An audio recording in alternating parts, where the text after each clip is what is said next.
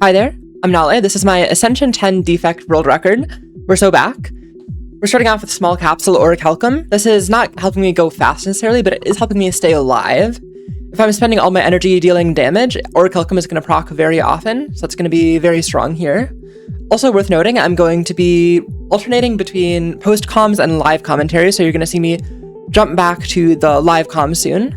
Also, I was not able to separate my audio tracks, so unfortunately, there will be no game sound other than during this.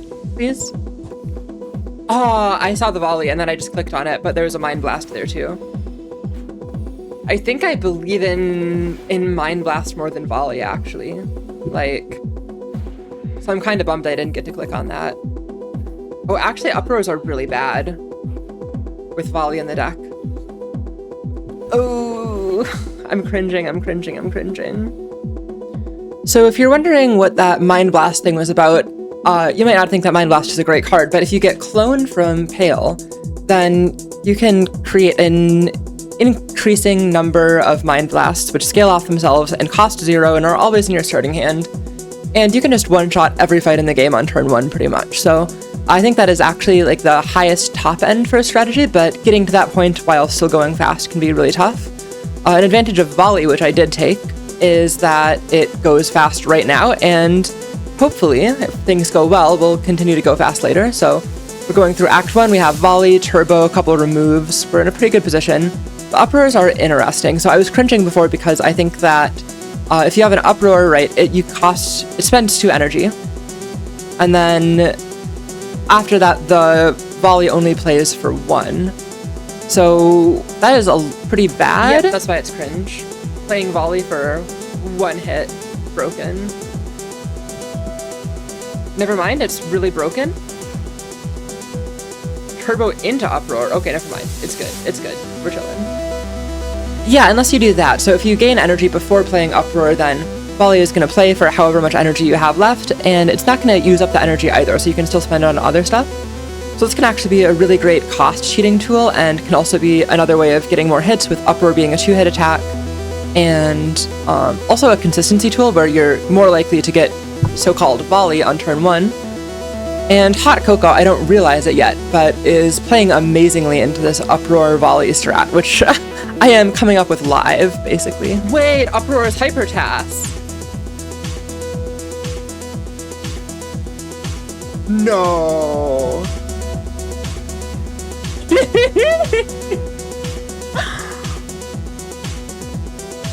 Yeah, so that's what that looks like when you have 7 energy on turn 1 and also turbo and uproar in the deck, and you can just play volley with uproar. So that's actually really, really strong thing. We still don't have any way of scaling the volley other than energy, so anything to increase the damage of it would be appreciated, but unlike Whirlwind, volley is kind of strong enough that if you have enough energy, you can just win off of dealing 14 damage. The idea, well, a card that I just took was Beam Cell, and this is one of the ways that we can do this. It's not an amazing one per se. I'm thinking about removing it at some point actually, because I've realized that it also gets in the way of the uproar stuff, right? If uproar plays Beam Cell on turn 1, instead of volley, I'm doing way less damage. Not getting anything good here other than 1-2 punch, which actually with uproar might have been a take. That could have been interesting. Uproar plays 2 uproars, plays volley, something like that. So anyway, Beam Cell is a multiplier on my damage, and we also got a 3rd uproar. Same concept as the first 2. I feel like having more of them up to a certain point is probably just going to be good. More consistency to draw 1 of them on turn 1. Overclock also helps with that. And because I really need to draw something on turn 1, you'll see that I used my Forge Potion to upgrade the Overclock and draw into volley. If I didn't do that, I actually would not have drawn volley there. Unfortunately, we're $25 short of Mystic Lighter. Doesn't do anything yet, but it could potentially be extremely strong down the line. Ember Tea is another way of increasing damage. Also, you'll see that we got Bag of Marbles. This is really powerful. More turn 1 damage, and now Beam Cell is not required as long as I draw a volley on turn 1. Even the Entomancer going down in 1 swift hit, and we get a 4th uproar. Amazing. Upgrading Beam Cell, I'm a little bit afraid of this fight going long. Maybe a beam cell was kind of a silly upgrade when I actually have a vulnerable potion on the belt. Could have upgraded turbo.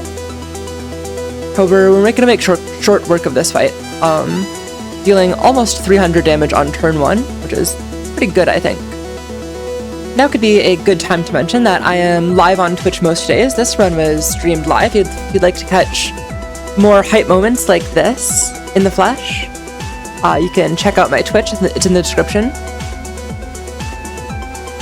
Not getting anything good from the rares here. At this point, I'm looking at the beautiful bracelet. It does have some potential to grief me with the uproars. I could draw all of my uproars on turn 1, but that's probably not a huge issue as long as I can find some kind of energy, as I will soon realize in the live comms.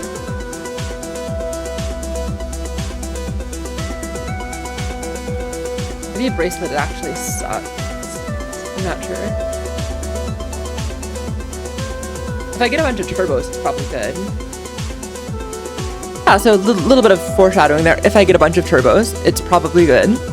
And it turns out that I am going to be getting a bunch of turbos or something like that. We also get like a gigantification potion. This is really, really, really good for the future of the run. Getting past the Act 3 bosses, as you'll know from my prior world records, is always really difficult, and this is probably the single best way to have a good matchup into them. The beautiful bracelet, again, I can just click on every turbo I see, and I'm going to be able to draw into them on turn 1 usually. The more the merrier, and I can almost always still get volley played with 4 uproars. Another important thing to note is that we are not seeing the experiment this run. With the 3 phases and me relying so heavily on turn 1 energy from Coco, that fight could go really, really badly, but we're lucky, so it's whatever. Something to think about is checking card rewards. Sometimes you can be in a strong enough position where you don't want to check card rewards. I'm actually not very good at recognizing these positions. I almost always just continue to click cards, or look at cards, until I finish the run at Ascension 10, because even when you have a really strong deck, it can be down to the wire against the Act 3 bosses, so any little power-up I can get to increase the consistency, I'm usually going to be going for. Getting the double energy from that last card reward is massively rewarding me for this. I'm just literally doubling the damage that I can do.